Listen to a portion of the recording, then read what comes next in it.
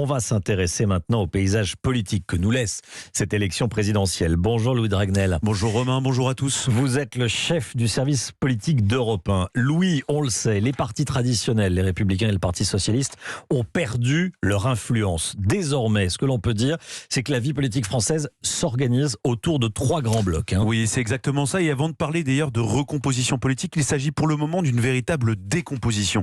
Avec ces trois blocs qui ont tout pulvérisé, le bloc national de Marine Le Pen, le bloc central d'Emmanuel Macron et celui de l'extrême gauche de Jean-Luc Mélenchon.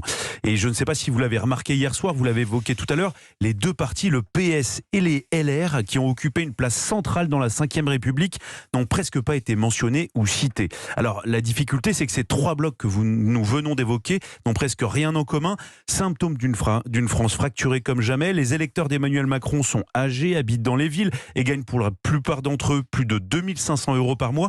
Et de l'autre côté, les électeurs de Marine Le Pen, plus populaires, plus jeunes, habitent dans les villes moyennes et les campagnes et gagnent moins de 2500 € par mois. Maintenant, la question qui se pose pour Emmanuel Macron, c'est sa capacité à gouverner. Sa victoire contre Marine Le Pen est certes assez large, mais le pays semble déréglé et plus défiant que jamais à l'égard des politiques. Le président réélu doit désormais composer avec ses électeurs du second tour, allant de l'extrême gauche de Jean-Luc Mélenchon aux Républicains et éviter le grand écart. Un défi de plus pour le chef de l'État qui a promis, sans en dire plus, une révolution dans sa pratique du pouvoir. Merci beaucoup Louis.